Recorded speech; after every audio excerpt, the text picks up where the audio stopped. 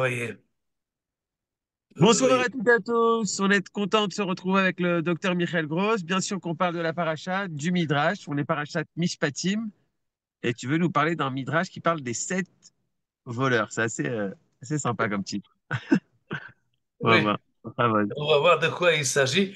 Et, étant donné que Parashat Mishpatim, c'est une paracha de halakha et pas de Haggadah. On ne nous raconte pas des histoires, on ne nous raconte pas ce qui se passe avec le peuple juif, mais on nous parle des lois. On parle des halachot, des mitzvot, et essentiellement des lois juridiques. Alors, le Midrash, essentiellement, pardon, c'est un Midrash halakha. Et donc, je pensais faire du Midrash halakha. Mais c'est un peu, comment dire, euh, ça demande préparation pour pouvoir contourner et approfondir un Midrash ilchatique. C'est un peu talmudique comme approche. On aurait pu le faire, peut-être qu'on le fera une autre fois, mais en parcourant les Midrashés halakha, je suis arrivé à un texte plus long, peut-être plus facile, pas forcément, mais en tous les cas, il nous parle de sept voleurs. Parce que une des lois que l'on sait, qui est marquée dans les 10 commandements, l'otignov, mais qui sont détaillées dans Parashat Mishpatim, et on nous dit que celui qui quand même il vole, parce qu'Akadosh Baruch Hu nous a dit de ne pas voler, mais ça ne veut pas dire que automatiquement tout le monde se met au garde à vous et évite de faire des vols. Alors la Torah précise que ce qui se passe lorsque quelqu'un a volé ou qu'il y a des préjudices, on croit qu'il a volé, alors il faut l'amener en justice, etc. Et il y a plusieurs détails à ce propos-là. Et, et le Midrash organise tout ça d'une manière assez originale autour de 7 voleurs. On va tout de suite faire monter le texte. J'espère que Johan nous a donné la main et que ça va marcher. Il semble que oui. Parashat Mishpatim. Voilà. Les 7 voleurs. De quoi il s'agit?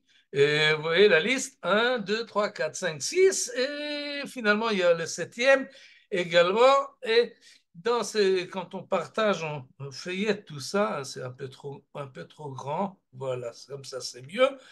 Et j'ai mis en gras là les psukim, parce que si on parle de Midrash, alors, comme on l'a dit dès le départ, quand il y a un midrash, il y a toujours deux parties. Il y a les psukim, ce que j'ai mis ici en gras, et à ce que les chachamim veulent nous dire à propos de ces psukim, qui est marqué ici en moins épais.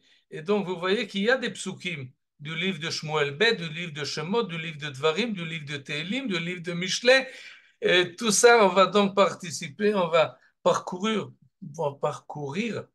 ce midrash qui nous fait une récapitulation assez intéressante de 7 voleurs, 7 possibilités de voler, et il nous ordonne, il nous donne la liste et selon la gravité, ou plutôt selon la,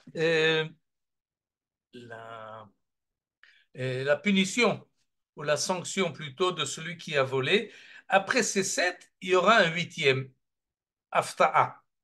En tous les cas, et ça commence toujours par une citation de la paracha, Shnaim Yeshalem, et pour cela, il faut regarder en bas, Shnaim Yeshalem, de quoi il s'agit, un verset de notre paracha qui dit la chose suivante, Im himatse timatse veyado hageneva, mishor ad chamor ad chayim, Shnaim Yeshalem.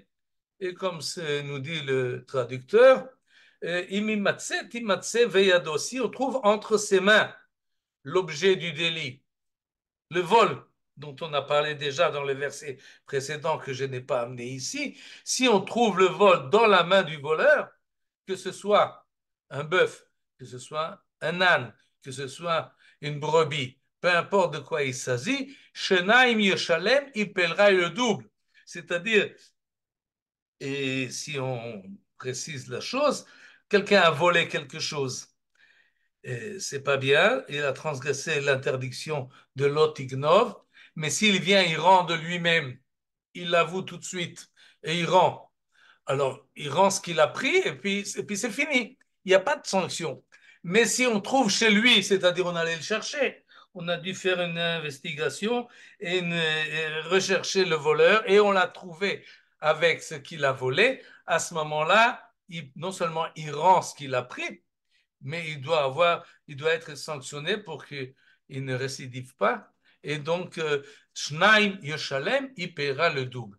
Et à ce propos-là, nous dit le Midrash de la Mechilta de Rabbi Ishmael, dont on a déjà parlé de ce livre-là, Mechilta de Rabbi Ishmael, qui résume et qui compile tous les Midrashé Halacha, un peu de Midrashé Agada, et qui a dans le livre de Shemot chaque verset avec le midrash qui lui est relié et il s'agit de Maserta de Nezikin parce que ce midrash Mechilta qui est un recueil de midrashim a été on lui a donné ont été divisés avec des titres et donc il y a une Masechet, un traité de Nezikin, c'est-à-dire les délits et les dommages qui ont été causés là entre les personnes. Et à ce moment-là, on rentre maintenant dans le vif du sujet.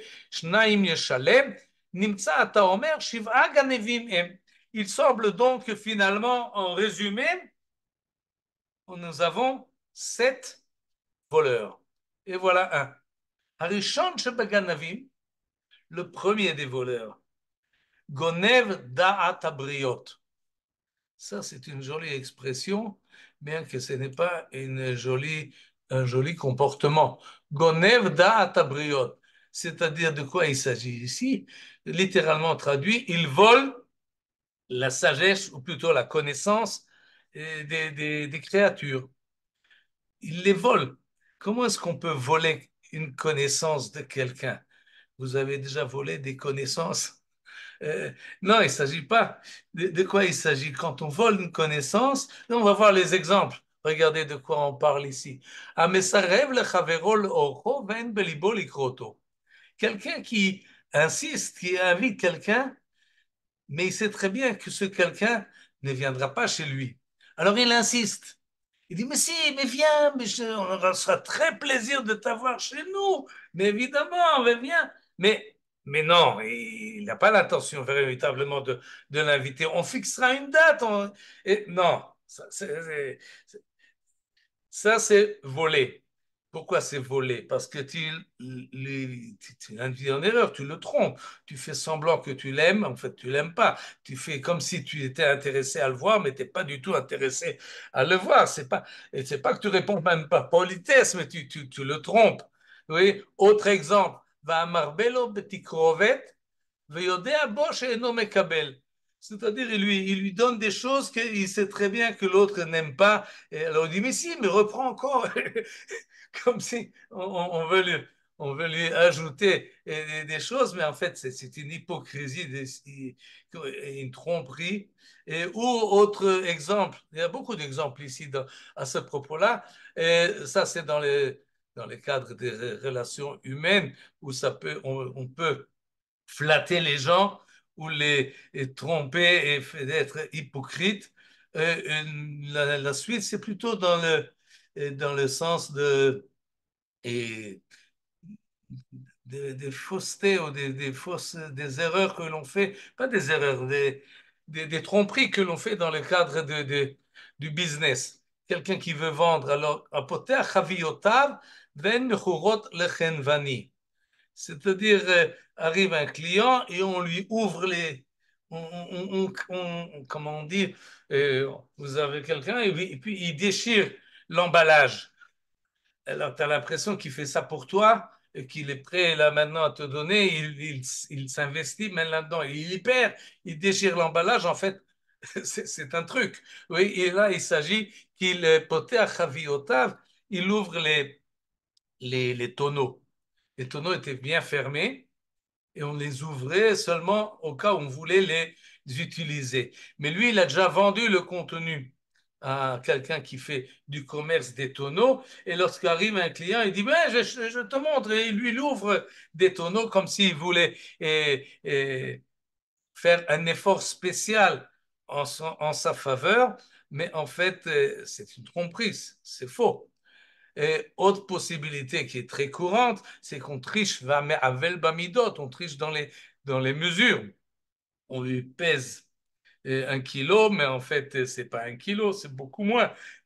Mais chaque herbe mishkalot, que ce soit dans la grandeur, dans la longueur, dans la largeur, dans le volume, etc. De toute façon, il y a une tromperie. Tout ça, c'est Gonev Da'at Abriot. Il induit l'autre en erreur. Autre possibilité, il fait du mélange. Il met les bons avec les mauvais. Il ajoute des grains alors qu'ils ne sont pas bons. Bah, tiltan, c'est des trèfles, mais sans doute c'est autre chose qu'il faut donner que quelqu'un vient acheter et puis lui met dans le tas d'autres choses pour que ça fasse le volume nécessaire, mais en fait, il triche. Il ajoute du vinaigre dans l'huile, et bien que le vinaigre se mélange pas, ça tu as l'impression d'avoir une bouteille pleine. Et tout ça, ça s'appelle Gonev Da'at Abriot Nikra Ganav. Celui qui vole la connaissance, la sagesse ou les informations qui sont à la disposition des briotes. Est appelé un ganav. Et tout de suite, on va voir le verset qui est mis à la pluie. Mais il faut faire attention à l'expression. Je ne sais pas si comme ça, qu'on nous dit également dans d'autres langues, c'est un voleur. Mais en fait, ce n'est pas un voleur. Il donne une information euh, superflue. Et de cette manière-là, il induit l'autre en erreur. C'est-à-dire, il lui dit quelque chose, mais il lui donne quelque chose, il ne lui prend pas sa connaissance, il ne lui vole pas ce que l'autre sait. Au contraire, il lui ajoute une connaissance. Mais comme c'est une fake news, comme on dit aujourd'hui, alors une fake news, c'est du vol. D'après ce texte ilchatique, dire un mensonge, évidemment, il s'agit, quand on ment, ici, c'est pas vraiment un mensonge, c'est une fausserie, une présentation ironique de la situation qui induit l'autre en erreur et que finalement, il ne peut pas prendre les bonnes décisions parce que ces informations ont été truquées, ont été trichées. Et c'est de cela qu'il s'agit ici quand on amène le verset à propos de Avshalom. Avshalom, c'est le fils de David qui voulait être roi et qui savait qu'il n'avait pas de chance auprès de son père de le devenir. Alors il a contourné la chose et il a essayé de devenir roi en se faisant mettre sur le trône par le peuple d'Israël directement. Et le verset nous dit, Vayeganev Avshalom et lev anshe Israël. De là, on apprend qu'on peut voler le cœur. Il s'appartit la sympathie des gens par erreur, par erronement, par hypocrisie, et ça s'appelle Ganav. Et c'est pas par hasard qu'on parle ici d'un contexte politique, parce que c'est le contexte habituel de la chose. On se présente d'une manière faussée, erronée, exagérée, ou même des fois on se crée une image qui n'est pas la vraie. Veiganev Avshalom, et ça c'est Kol Agonev Dat Abriot, Nikra Ganav, ça c'est Arishon Shebaganavim. C'est le premier de tous les voleurs, celui qui vole la sympathie des gens d'une manière hypocrite. Ça c'est un voleur. Et le Midrash ajoute une remarque intéressante. Migadol, Gonev, Onignav. Qui fait la faute la plus grave? Celui qui vole ou celui qui est volé? Et nous dit le Midrash, celui qui est volé, c'est plus grave. Sheyodea shenignav veshotek. Il sait qu'on l'induit en erreur, mais il se laisse faire. Il se tait. Il ne réagit pas. C'est ce qu'on appelle aujourd'hui en ivrite arov adomem, la majorité qui est silencieuse, qui est apathique, qui ne prend pas de position véritablement, qui ne sort pas faire des manifestations. Il sait qu'on le trompe et il se tait. Et d'après le Midrash, c'est même plus grave que celui qui vole. Le Midrash n'explique pas pourquoi, vous pouvez le compléter par vous-même, mais en fait, le Midrash rend la responsabilité à celui qui sait qu'on est en train de le tromper, et il joue le jeu comme si rien n'était, au lieu de dire, mais tu bluffes, tu me mens. Et ça, il faut le dire quand on a le sentiment qu'on nous ment, il faut le dire. Et les situations politiques de ceux qui nous entendent, qu'ils soient en France, ou en Israël et comprennent très bien la situation. Et ce qui est intéressant, c'est que le Midrash connaissait déjà cette situation-là et en parle. Ça, c'est le premier Arishon Shebaganavim. Et il continue, on n'est pas encore passé au second. Velo od. Le Midrash insiste là, et vous voyez comment le Midrash, on va le voir plus tard, on va passer de la Haggadah à la Halacha et Bechazara, et on retourne parce que la Torah dans son ensemble ne fait pas véritablement de distinction entre ce qui est du genre formel, les lois comme elles sont, et disons la morale qui ne sont pas des lois, qui sont un surplus, ou bien l'idéologie qui doit accompagner les lois. Il y a toujours une certaine philosophie qui se cache derrière les lois, et tout ça, il faut le prendre dans son entier. Velo od, continue le Midrash, celui qui se fait, qui vend, qui vole le cœur des autres et la conscience des autres était véritablement un voleur, et c'est très grave, mais en plus, Ma'alin alav she'im haya yachol lignov data eliona, gonev. Il y a une erreur.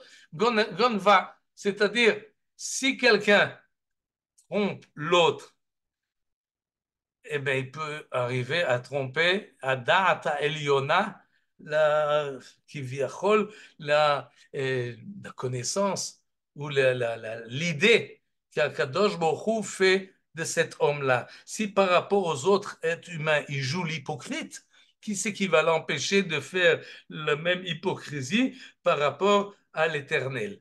Et, et cette notion-là de transporter le ben Adam la Chavero vers le Adam la Makom par le biais du caractère de la personne.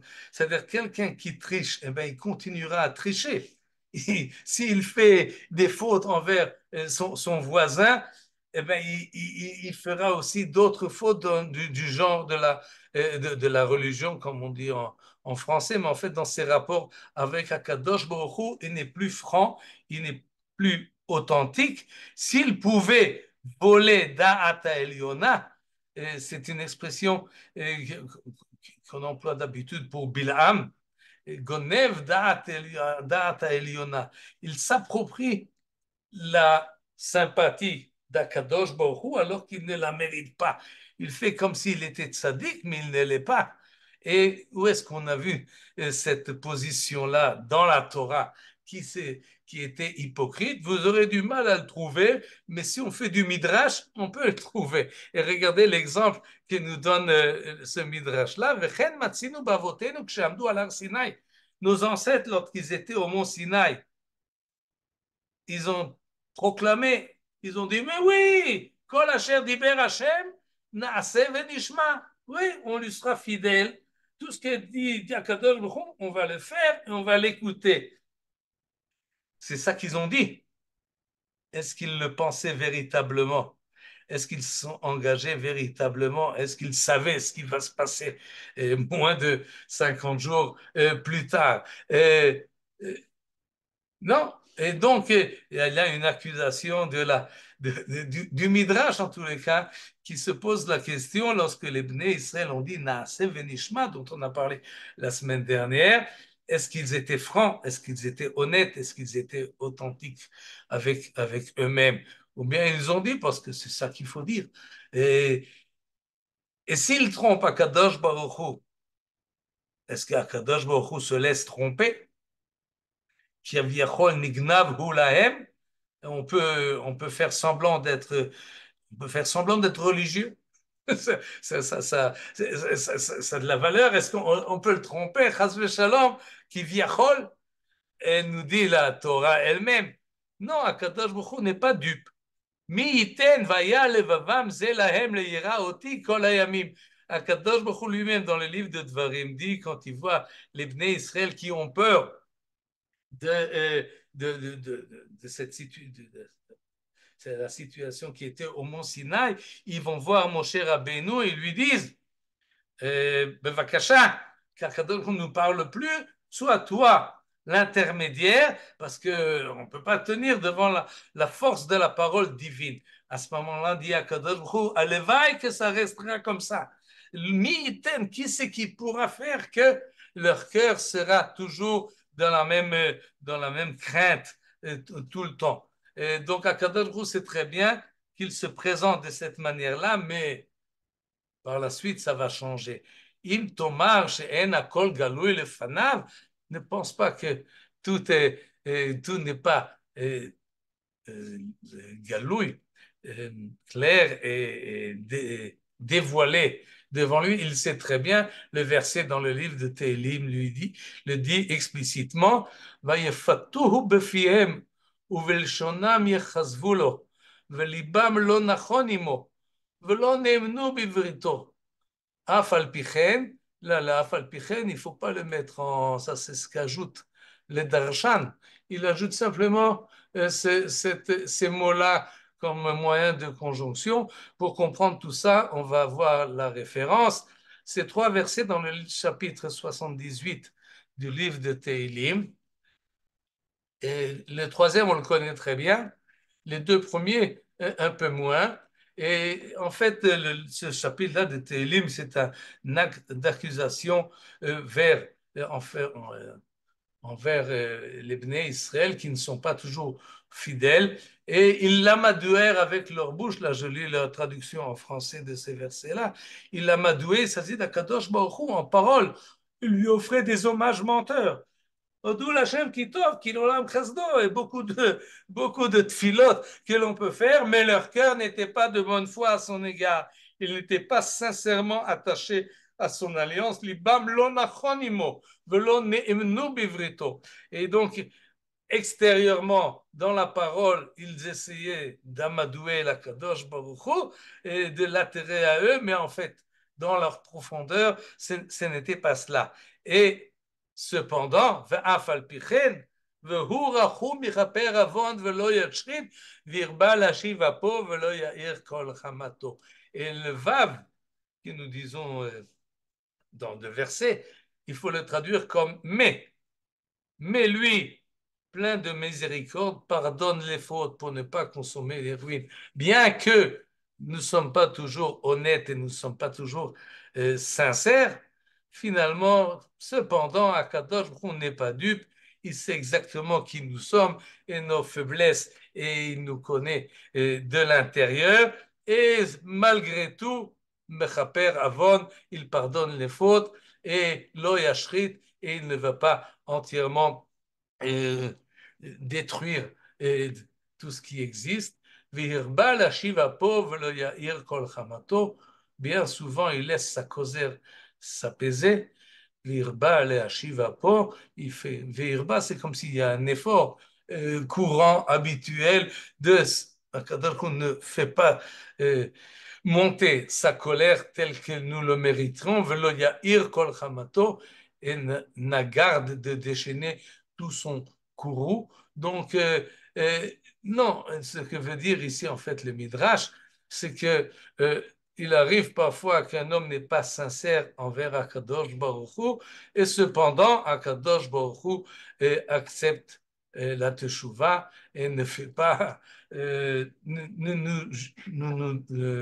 juge pas d'une manière la plus terrible telle qu'on aurait pu le mériter. Et il conclut tout cela pour bien nous dire que oui, il y a une hypocrisie, et il y a des tromperies, il y a des gens qui sont flous et qui se présentent d'une manière qui ne correspond pas véritablement à leur personne, que ce soit par rapport à Kadosh Baruch Hu ou que ce soit par rapport à nos voisins. Et il conclut cela par un verset de Michelet, Kesef Sigim Metsupe al Chares, Sfataim Dolkim Belev Ra. Tel du faux argent par lequel on couvre de l'argile, comme si on voulait présenter un, un objet qui a beaucoup de valeur. Ainsi est Sfataim Dolkim, des lèvres brûlantes, velevra, qui couvrent un cœur méchant. Autrement dit, il faut faire toujours attention que l'extérieur et l'intérieur soient de la même matière et de la même valeur, ne pas présenter extérieurement quelque chose qui ne convient pas à ce que nous sommes véritablement. Et le Midrash, donc, a commencé par Shnaim Yeshalem, un verset qui parle du voleur qui doit payer le double, mais très rapidement, il est arrivé à parler. Le premier de tous les voleurs, c'est celui qui vole le lèvre, le cœur de Da'at Abriot, qui est le second, le Malaméen. Au-delà de cela, il y a celui qui véritablement vole. Mais il vole Ganav Isore Anaa. Il vole des choses dont on n'a pas le droit d'utiliser. Si j'ai moi quelque chose, et c'est moi à la maison, quelque chose qui est inconsommable, et quelqu'un le vole, pas tout, mais le chalem, inconsommable du point de vue ilchatique. Ça n'a plus de valeur. Il saurait Anna, je n'ai pas le droit, moi, d'en profiter. Je ne peux pas en tirer profit aucun, et quelqu'un est venu me le voler, c'est pas bien, c'est pas bon, c'est mauvais, c'est un voleur, mais il payera pas le double, ni même à peine il devra payer et la chose en soi. Il y a des choses qu'il faut payer, mais qu'on rend uniquement les keren, c'est-à-dire le fonds lui-même, sans payer le double, comme on va le voir au numéro 4. Avadim, ushfachot, shtarot, vekarkaot, vehegdeshot, et non meshalem et la keren. Ça, c'est une halakha qui nous dit ce que nous avons vu il y a un instant que il y a des fois, il faut payer le double. Oui, si on trouve la chose du délit dans la main du voleur, il faudra payer le double. Mais il y a des choses qu'on ne paye pas le double. Par exemple, des esclaves. Si quelqu'un vole un esclave d'un autre, eh ben, il rend l'esclave et il ne doit pas lui donner un autre esclave à la place. Il ne doit pas même ajouter de l'argent pour cela. Shtarot, des actes formels du Bet Mishpat, tu rends ce que tu as pris, tu ne payes pas le double. Karkaot, si quelqu'un vole un terrain à l'autre, il s'approprie le terrain de l'autre et on le voit qu'il a volé, alors évidemment, on le met dehors du terrain qu'il s'est approprié, mais il ne doit pas donner un autre terrain en plus. Même chose pour Hekdeshot, celui qui vole quelque chose du Beth Amikdash. C'est à la là qui font des cas spéciaux qui sortent de l'ordinaire. Et tout cela est appris dans la Gemara en fonction des psukim et des drashot que l'on fait. En tous les cas, Il n'y a pas une différence entre voler et utiliser? Pardon? Il J'ai n'y pas a entendu pas la une question. différence entre voler et utiliser. Il y a- Utiliser et voler? Utiliser quelque chose. Oui, il y a une différence, en tout cas. Euh, à propos des Hekdesh, il y a une Par différence. exemple, Par exemple, pour les Hekdesh, si on utilise quelque chose qui appartient au Beth Amikdash, il y a un knas, il y a une amende d'un cinquième qu'il faut payer en plus. Euh, mais ce n'est pas il y a une différence. C'est-à-dire, même si j'utilise sans me l'approprier, je dois payer ces cinquièmes-là. Si je me l'approprie et je n'ai pas utilisé, alors je rends. Il y a une certaine logique là-dessus, évidemment, à propos des terrains. C'est différent de prendre quelque chose qui se trouve chez quelque chose qui n'est pas, comment on appelle ça, il y a un terme que j'ai oublié. Euh, des choses immobiles, comme les caracas, ou des choses qui ne sont pas véritablement, n'ont pas de valeur en soi. Ce sont des valeurs relatives qu'on a fixées. Par exemple, un esclave, il- combien il vaut un esclave? C'est pas sa valeur en soi. Même chose pour le Hegedesh, ce n'est pas la valeur en soi. Alors à ce moment-là, il n'y a pas véritablement de Tashlume Kefel, on ne double pas parce qu'il n'y a rien à doubler. Son prix n'est pas véritablement ce que tu as pris. Tu as pris quelque chose, mais en fait, il y a un écart entre la valeur monétaire, disons, ou du marché de la chose et sa valeur véritablement de la chose. À propos des shtarot, c'est évident, ce ne sont que des papiers. Évidemment, ils ont une valeur dans leur utilisation, mais le papier en soi n'est pas proportionnel à la valeur de ce qui est écrit dans cet acte. Donc, tous ces objets, disons, ces sujets-là, ils ont des lois spéciaux, pas seulement dans ce cher Hazé, oh, j'ai oublié la mémo, dans ce, non, peu importe. En tous les cas, on les juge d'une manière différente et il ne paye, si quelqu'un a volé cela, il ne paiera que la chose en soi, mais pas, il n'aura pas la sanction de doubler sa peine, contrairement au numéro 4. Nous sommes déjà au numéro 4 des vols. Si quelqu'un vole que soute, un habit, perrotte, des fruits, kelim, des ustensiles, chaya, un animal, ve'of ou un oiseau, yeshalem tashlume kefel. Si on trouve ça chez lui, eh bien, il faudra le payer le double. Le numéro 3 nous renvoie encore une fois à un pasouk de notre paracha qui nous dit Al-kol dvar pesha, tout délit, shor, chamo, se, salma, Al-kol aveda, un bœuf, un âne, un vêtement, toute chose perdue qu'on affirme être sienne, Asher Yomar qui vous est, toute chose que quelqu'un l'a perdue, c'est-à-dire c'est plus chez lui. Et l'autre dit, oui, c'est à moi. Il affirme que c'est la sienne. Alors, il y a un qui dit, mais tu m'as volé. Et l'autre dit, non, c'est pas à toi, c'est à moi. Ada Elohim yavo devar shnehem. Leur contestation, les deux parties sera déférée au tribunal. À Elohim, c'est le tribunal ici. Yavo devar shnehem, les deux viendront. Asher yarshin Elohim, et celui qui sera condamné paiera le double à l'autre. Yeshalem Shnaim le Et donc, le Midrash, en fait, reprend presque mot à mot ce qui est marqué dans la Torah, n'y ajoute pas véritablement une nouvelle halakha, mais ça fait partie de la liste des distinctions entre différents voleurs. Il y en a qui volent le cœur de l'autre. C'est une avéra d'ordre moral où il n'y a aucune sanction. C'est celui qui est hypocrite. On ne lui fait rien. Il ne lui arrivera rien. C'est au-delà de la loi. Au numéro 2, c'est celui qui a volé. Il a volé quelque chose qui n'a pas de valeur. Patour Mileshalem.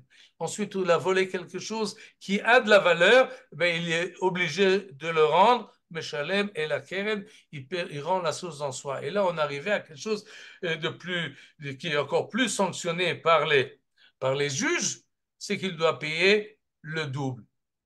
Le numéro 5, je ne l'ai pas entièrement compris. Les Mefarshim également hésitent dans leur explication. Il s'agit de celui qui vole Peter Hamor, c'est-à-dire un âne qui a été échangé pour un bechor d'une brebis. On sait qu'on doit donner le premier, le premier, le bechor, le premier L'aîné, le premier-né l'aîné. des bêtes, on doit donner au Cohen. Et ça existe également à propos du Hamor, de l'âne. Le premier-né de l'ânesse, on doit également donner au Cohen, mais on ne donne pas véritablement le Hamor, on fait passer la Kedusha à autre chose. Et celui qui vole cette autre chose, eh bien, je ne sais pas, il a une loi spéciale. Et d'ailleurs, d'après les Mefarshim, ils ont hésité à le mettre comme dans cette liste-là. Il était inséré là par erreur. Si vous voulez garder le numéro 7, alors il faut faire la distinction dans le numéro 1 entre celui qui vole, data briot, un simple, quelqu'un qui est hypocrite et qui invite les gens à manger chez lui alors qu'il ne les aime pas, et contrairement, on faut le distinguer avec celui qui trompe l'autre dans un contexte d'affaires pécuniaires. Et à ce moment-là, c'est plus grave. Donc, on va sauter sur le numéro 5, qui n'a pas été véritablement élucidé. Et on arrive au numéro 6. Et le numéro 6, c'est un cas spécial, quelqu'un qui vole, qui est marqué également dans notre paracha. C'est parce que dans notre paracha, il y a beaucoup de distinction entre différents voleurs. Il y en a qui ne payent rien, il y en a qui payent le double et il y en a qui payent le quadruple ou même le cinquuple.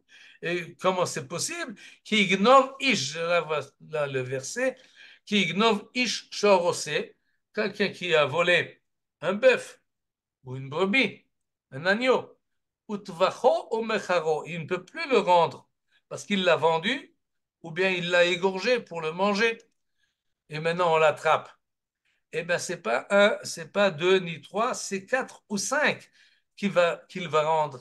5 fois plus. Chamisha bakar yeshalem tachat ashor. 5 bœufs il donnera s'il a volé un bœuf qu'il ne peut pas rendre. Et 4 brebis, 4 agneaux, s'il ne peut pas rendre la brebis et en soi.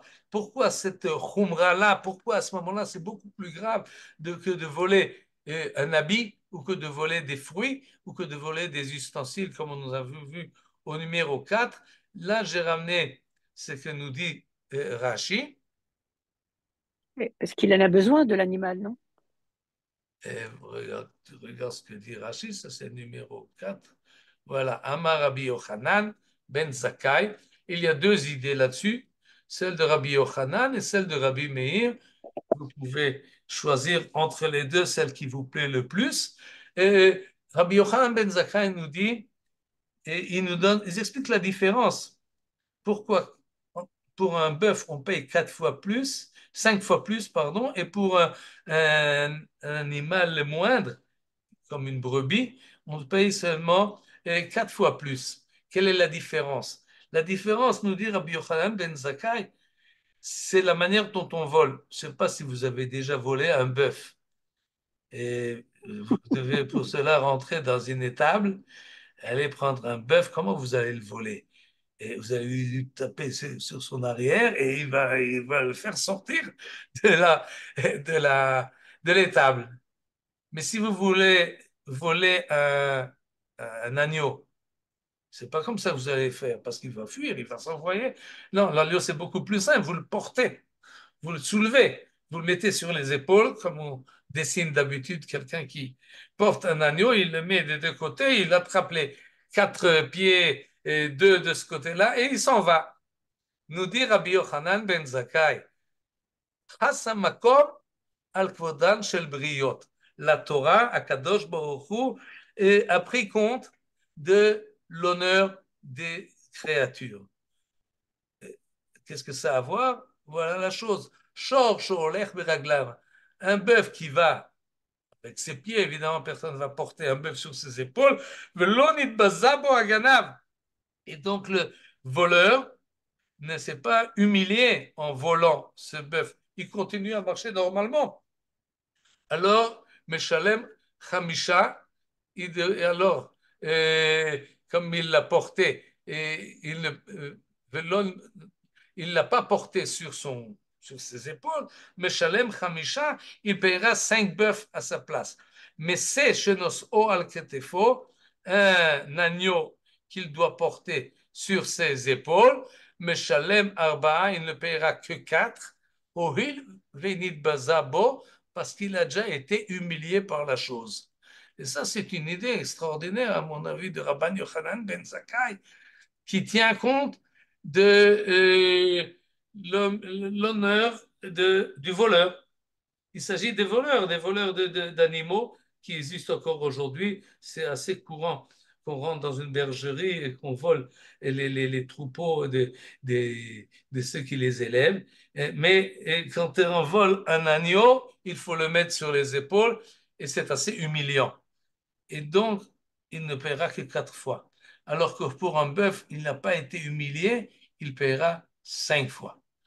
Amar Rabbi Meir, il voit ça d'une manière différente, il dit la chose suivante. Celui qui vole un bœuf, Shor Shebitlo Memelachto Meshalem Chamisha. Un bœuf, ça sert pour tirer une charrette ou pour tirer la charrue. Et donc, celui qui vole un bœuf, il prend de son propriétaire possibilité de travailler. Alors que celui qui vole un agneau, il ne vole pas quelque chose qui pourrait se servir comme instrument de travail. Et donc, pour l'agneau, il ne paiera que 4 fois, alors que pour le bœuf, il devra payer 5 fois. Rabbi Meir conclut, Bo'ur'e kama gdola kocha shel melacha. Voilà comment la Torah apprécie l'importance du travail. Et si tu voles du travail d'un autre, tu devras payer 5 fois, alors que si tu voles un agneau, uniquement 4. Cela n'explique pas, évidemment, pourquoi un agneau et un bœuf, c'est plus grave que de voler autre chose.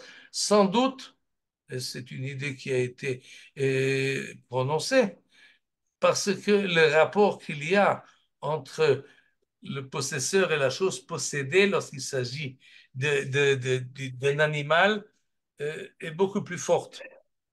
Et pour empêcher cela, pour qu'on ne prenne pas les animaux de quelqu'un d'autre, et peut-être que c'était plus courant que autre chose, alors la Torah a été mahmira sur ce côté-là, mais la Torah n'a pas l'habitude de nous donner et la raison d'être des halachot, elle nous fixe la halacha, les chachamim, Rabbi Yochanan ben Zakkai, Rabbi Meir et d'autres nous donnent l'idée morale qu'il peut y avoir derrière la halacha yevesha et la halacha sèche.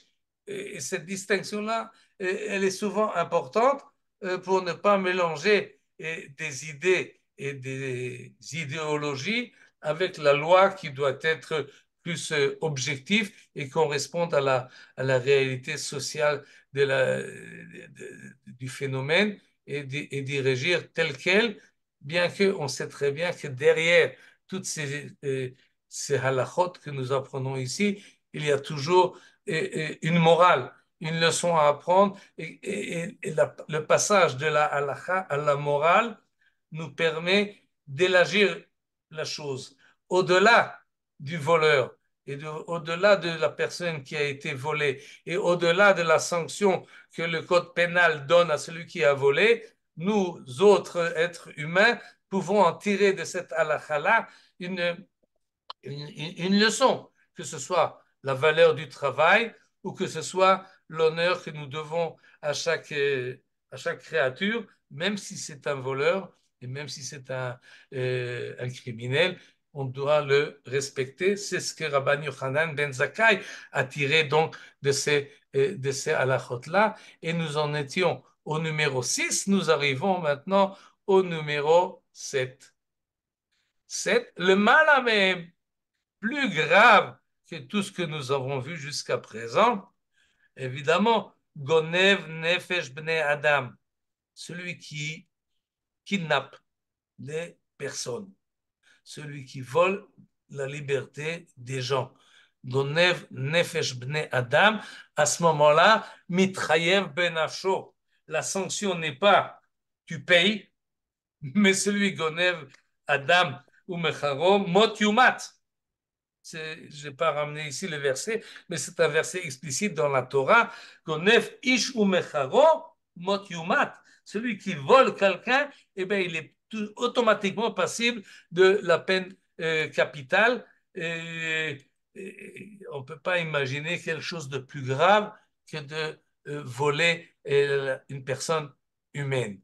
Et à ce propos-là, non, pas à ce propos-là, mais en continuant, là c'est assez clair, c'est net, c'est précis.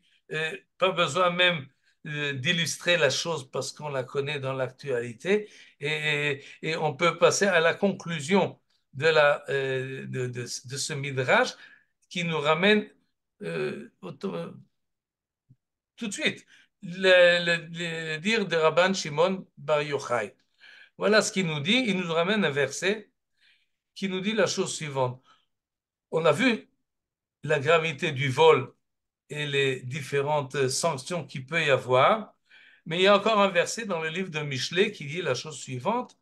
Il n'y a pas que le voleur qui est responsable, il y a aussi celui qui partage avec le voleur. Cholek imganav sonne nafsho. Celui qui, je crois que j'ai rapporté ici la traduction en français. On va en bas. Oui, non, je ne l'ai pas amené ici. Alors, on va le traduire par nous-mêmes. Cholek imganav sonne nafsho. Celui qui partage avec le voleur se déteste lui-même. La suite du verset, Allah Ishma velo yagid. S'il est prêt à transgresser à l'otignov, il transgressera également l'otane bereacha et shaker. Il fera un faux serment, un faux témoignage, c'est évident. Et Rabban Shimon Bar Yochai nous dit la chose suivante, Mashalo mashal lema davar domé. Pour illustrer la chose, quelqu'un, שהיה יוצא מביתו של חברו טעון כלים. Quelqu'un sort de la maison d'autrui avec un sac plein d'objets.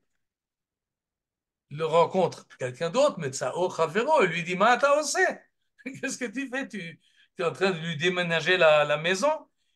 Qu'est-ce que lui répond celui qui portait le sac?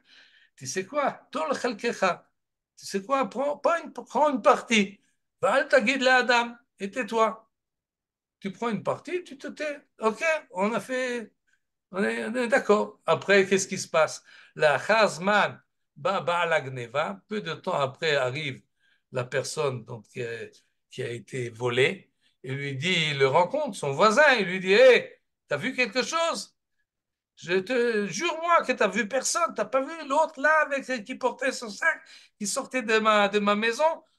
Et qu'est-ce qu'il va lui répondre maintenant? Je vous hache et Nioda, je te jure que je ne sais rien. Je ne sais pas de quoi tu parles. Qu'est-ce qui s'est passé? Il a passé de l'otignov à la transgression du serment. Et il va maintenant prononcer un serment faux, ce qu'il n'aurait jamais peut-être fait s'il nous avait pas, si on ne lui avait pas pris une partie du butin du voleur. Mitraïev ben Afsho. Parce que pour l'autre ignore, on a vu, il y a une sanction pécuniaire, il doit payer. Mais celui qui transgresse l'autre Issa Shem Hashav, qui dit le nom de Dieu en vain et qui fait un faux serment, eh ben c'est son âme qui va être maintenant attaquée et sanctionnée. Ben là, vous Omer, c'est ce que dit le verset, Cholek imganav, celui qui participe avec le voleur. Comment est-ce qu'il participe? Parce qu'il y gagne quelque chose. Il n'est pas voleur. Non, c'est un homme honnête habituellement. Il n'est pas voleur. Mais il voit un voleur et il profite du vol de quelqu'un d'autre. C'est presque comme on avait commencé ce midrash-là avec celui qui est volé et qu'il s'était. Il réagit pas à l'hypocrisie et à la soudoiement des autres. Et en fait, il est entraîné. Et celui qui est entraîné est au début du Midrash. Et ici, maintenant, à la fin du Midrash, le Midrash sait très bien que la grande majorité des gens sont des gens honnêtes. Ce ne sont pas des gens qui sont des criminels ou des... Oui, d'accord, mais il est responsable s'il accepte de partager avec le Oui, voleur. évidemment. C'est Oui, important, ça, non? oui, La c'est vraiment responsabilité. important, mais là, le dessin qui nous est dessiné, il est évident. On voit un Oui. voleur qui a volé, on lui prend une partie de la chose qui a été volée. Mais souvent dans la vie, c'est moins évident que cela. On sait que la srora, la marchandise qui nous est donnée n'a pas été véritable, disons, celui qui l'a fabriqué ou celui qui en fait du commerce n'est pas quelqu'un de très honnête. On ne sait pas exactement. Alors on va quand même acheter chez lui. Oui. Je comprends. Ouais. Il y a, il y a- il y a des situations qui sont moins claires, qui sont moins évidentes. On sait qu'il nous bluffe, on sait qu'il nous raconte des histoires. Mm.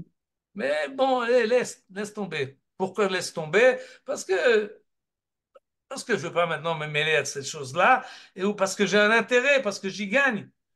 Je veux acheter un billet pour, disons, le match ou pour une OFA. Mais je sais que celui qui l'a acheté, il fait du noir. Il l'a acheté à un prix, il le vend, il attend que ça monte, etc., etc. Mais moi, je veux le billet. Alors, je m'en fous. Comment il a eu le billet? Non, il y a des situations dans la vie où, en fait, c'est ce que le Midrash nous dit. Fais attention de ne pas être entraîné dans la périphérie Des des, fraudeurs, des vendeurs, des voleurs, etc., des etc. fraudeurs, ceux qui Des fraudent. fraudeurs. בדיוק, נכון, בסדר. Euh, aval, et là on arrive à la fin, on a vu sept, mais il y a un huitième.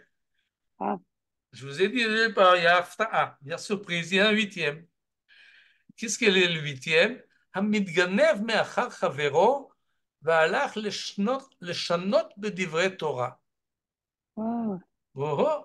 Quelqu'un qui va écouter des livrets Torah, מתגנב מאחר חברו. Il va suivre quelqu'un, pas ouvertement, mais il le suit derrière, par le dos, pour entendre les livrets Torah. Il lui vole des livrets Torah, si vous voulez. C'est-à-dire, celui qui enseigne cette Torah-là, il ne pensait pas l'enseigner à cet homme-là. Il ne savait pas qu'il l'écoutait. Mais il a réussi à avoir la cassette. Il a réussi à avoir l'enregistrement. Il a quel est l'intérêt du voleur là? Ce n'est pas qu'il veut les fruits ou les habits ou la bête de la personne. Il veut sa sagesse dans la Torah. מתגנב C'est tout le problème de la malhonnêteté intellectuelle partout, quoi. Bediou qui a fait Meod. Il y en a Mm. qui disent, c'est ça, c'est exactement cela de ça qu'il s'agit ici. Et ils ont traduit ça dans le langage actuel. Celui qui vole des chidouché Torah d'une personne et il les présente et il les vend comme Yachol, même s'il y gagne pas de l'argent, mais il y gagne de l'honneur, il y gagne quelque chose, sans citer de qui ça vient. Ouais. Ça, c'est grave, ouais. Ouais. Ça, c'est grave. Ouais. Sans Bien citer que les maintenant, sources. regardez ce qu'il nous dit le Midrash. Afalpi shenikra ganav, c'est un voleur. הרי זה זכה לעצמו. Il a quand même du mérite. Voilà, vous, Omer, et à son propos, il est dit, et là, on va voir le verset de Michelet, qui dit la chose suivante, on ne méprise pas le voleur qui commet un larcin pour assouvir sa faim. Lo yavozu laganav ki ignov, le malé nafsho ki irav. Dans le pshat, on le comprend. Il s'agit de quelqu'un qui meurt de faim et qui traverse le marché et qui prend un fruit ou il prend une pita parce qu'il il est affamé. Alors avec quelqu'un de ce genre-là de voleur, on ne le méprise pas. Lo yavozu laganav ki ignov, le malé nafsho ki irav. Qui ignore, qui irave. Lorsqu'il vole, c'est parce qu'il est affamé. Mais si on l'attrape, mais s'il est pris, venimtsa, yeshalem shivataim, il devra payer au septuple. Et kol hon beto iten, tout ce qu'il a, il devra le donner. C'est-à-dire, le Midrash nous dit, là, le septuple, c'est évidemment pas ilchatique, mais pour nous dire, il devra le payer effectivement. On ne peut pas le condamner moralement parce qu'il doit vivre, et donc, c'est plutôt une condamnation à la société qui a permis à cet homme-là d'avoir faim. Mais celui qui a volé, il devra payer ce qu'il a volé. Ça, c'est le pshat du verset. Mais il nous dit le Midrash, Rabban Shimon Bar Yochai, il nous dit non, c'est pas il veut nous transformer dans un autre monde et nous dit לא יזוז הגנב, לא יבוזו לגנב כי יגנוב, c'est celui qui vole des divrei Torah. Et finalement, le sof, une fois qu'il s'est rempli de divrei Torah, nimtsa mitmane à la tzibur. Finalement, il reçoit un rôle public et il sert la nation. Veyeshalem shivatayim, et par le fait qu'il rend service à l'ensemble de la nation de ses connaissances qu'il s'est peut-être approprié d'une manière un peu malhonnête, il rend tout ce qu'il a. Et kol hon beto yiten, tout ce qu'il a chez lui dans son propre intérieur, il le rend aux autres. Ve'en shivatayim et la divrei Torah, pour renforcer ce midrash-là, Rav Shimon Bar Yochai nous dit, oui, c'est de cela qu'il s'agit, parce que dans le verset, il y a marqué shivatayim. Oui, le verset, on l'avait là il y a un instant, oui. Ve'nimtsa yeshalem shivatayim. Qu'est-ce que c'est ce septuple-là, shivatayim? En shivatayim et la divrei Torah. Parce qu'on me les marqué, Amarot Hashem, Amarot Tehorot, Kesef Tsarouf Ba'alil, la Haaretz, Mezukak Shivatayim. Les paroles de l'Éternel sont des paroles pures. Amarot Hashem, Amarot Tehorot. C'est de l'argent raffiné au creusé dans le sol. Kesef Tsarouf Ba'alil, la Haaretz. Et qui est 7 fois épuré. Ils sont purs parce qu'ils sont épurés. En français, ça sonne bien. Et en hybride, c'est un peu différent. Mais quand même, Amarot Hashem, Amarot Tehorot, Mezukak Shivatayim. Et Mais pourquoi le chiffre 7 je ne et sais pas, pas... il ne dit pas Ah, ici c'est dans la. kabbalistique. Il ne nous le dit pas. Mais C'est restons sur ce rapport-là qu'il nous fait. C'est-à-dire, les paroles de l'Éternel sont des paroles pures. Est-ce que des paroles pures, on peut s'en approprier d'une manière impure? Ça, c'est le problème. Et qui est 7 fois épuré. Mezukak Shivatayim. Les Dvar Hashem doivent être honnêtes, doivent être propres, doivent être épurés, doivent être purs. Et nous dit, il peut y avoir transformation. Il peut y avoir transformation. De la même manière que l'argent est raffiné au creuset dans le sol, et alors l'argent qui est mis dans le sol est mélangé, ou je ne sais pas quel est le processus, mais finalement l'argent est raffiné. De la même manière, les divrei Torah, même si on se les est appropriés d'une manière un peu malhonnête, dans notre intérieure, on peut la transformer en quelque chose, on peut la purifier. La personne peut purifier la connaissance qui s'est, qu'il a, qui s'est accaparée. Finalement, d'après ce midrash-là, en tous les cas, il dit bravo à celui qui contourne la maison d'études et tend ses oreilles pour entendre quelque chose qui a été dit. Il est attiré par cela. Finalement, peut-être qu'il aurait dû payer et peut-être il aurait dû se présenter devant le Rav, mais s'il ne peut pas payer, c'est un peu l'histoire de Hillel Azaken qui est monté sur le toit et qui a été recouvert de neige et qui, pour ne pas avoir à payer ce qu'il n'avait pas, il n'avait pas d'argent pour le faire, alors il est monté sur le toit. Et donc, finalement, il y a beaucoup de sortes de voleurs. Il y a des voleurs que, d'une part, on ne peut pas les mépriser parce qu'ils volent, parce ils meurent de faim. Et un autre genre de voleurs, ceux qui sont intéressés à voler les sciences et le savoir. Et cela, peut-être, ils peuvent raffiner et améliorer et purifier ce qu'ils ont volé. Oui, mais il y a le cas de ceux Oui. qui volent des diplômes. Il y a eu des cas Non, comme ça ça en c'est Israël, les Russes qui ont pris des... euh, Alors, qu'est-ce que c'est comme cas, ça, ça c'est Michael? vraiment du vol. Ah, c'est vrai. C'est Alors, pas c'est le vrai. vol du savoir, c'est la même chose. Ceux qui trichent dans un examen, Oui, exactement. c'est pas voler du savoir, c'est voler de l'ignorance. Ouais. C'est pas non, voler du savoir, de la connaissance, c'est, si vous voulez, et peut-être ce qu'avait fait Rav Ovadia Yosef, qui n'avait pas d'argent pour se payer des livres, alors il rentrait dans une dans une maison de bibliothèque où on vendait des livres et il feuilletait le livre. Comme il avait une bonne mémoire, il se rappelait très Il rapidement a, de ce qu'il y avait. ouais, il a tout enregistré. Et comme ça, il savait ce qu'il y avait dedans. C'est pas évident que le vendeur était content, mais besséder. Et le Rav Ovadia tiher toute sa connaissance et l'a rendu à la nation 7 fois plus de ce qu'il avait pris. Et c'est un peu dans cette direction-là que va Rabban Shimon Bar Yochai, qui lui, qu'on se rappelle, a étudié la Torah sans manger, sans boire, s'est enfui dans la caverne et n'a pas profité de rien du tout, mais de son intelligence propre. Il a développé plusieurs fois ce qu'il avait appris.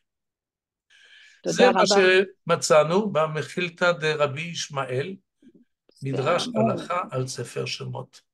très bien. שיהיה לכם תודה שבת רבה. שלום. Merci d'avoir visionné cette vidéo. Je vous invite à vous abonner à notre chaîne IlMod pour plus de replays, de conférences, de cours, d'interviews. Cliquez sur le bouton juste ici et vous êtes abonné à l'IlMod. À très bientôt.